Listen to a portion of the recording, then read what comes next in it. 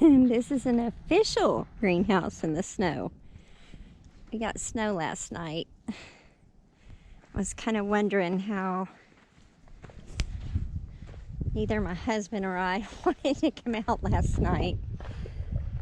And I thought about it later since this is all new to us, but I was wondering how this luminant shade cloth would hold up with the ice and the snow, which we didn't really get much ice. Seems like more snow. We're still pretty dry here, but it says 22 right there. 22 right there. And my husband designed this to where we can angle it so this will move. I guess the sun will melt off of it. But just wanted to come check things out.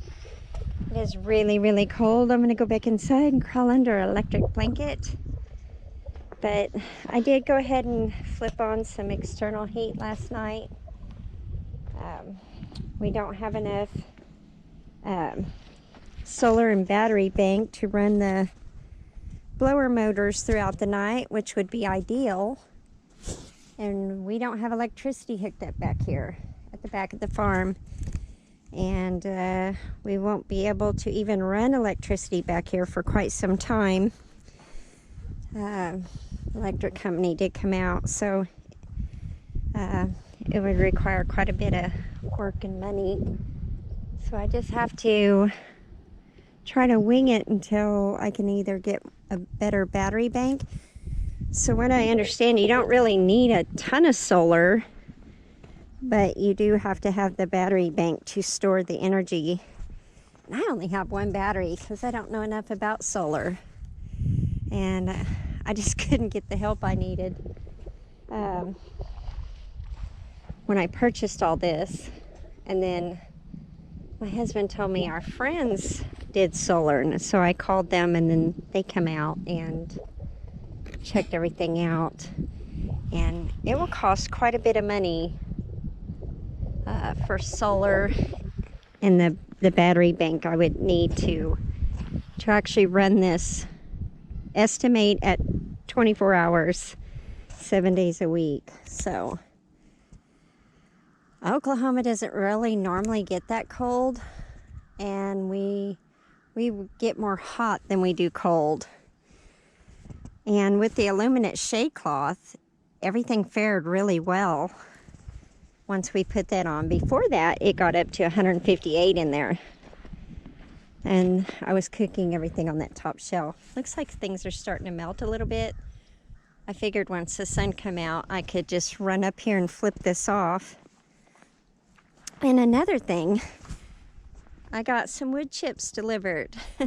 So the electric company has hired these tree crews to come out and start cleaning up around the transformers and such. And so I caught the tree service. They brought one load, but they're estimated to bring several more. And then I can use the wood chips on the farm. So the last time I had wood chips, of course the farm looked totally different.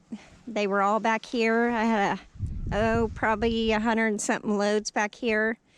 There was all these big beautiful trees, and the orchard was thriving. Had tons of berries, all kinds of stuff growing. A huge garlic patch. And then we had a massive wildfire come through, and it just burned all of this and a big chunk of the orchard. As you can see, tree stumps, we pulled out quite a few. Some of the tree stumps burned into the ground that were close to the wood chip pile, but the wood chip piles burned for probably about a week or longer. And we had to have sprinklers back there just going 24/7. It's pretty scary.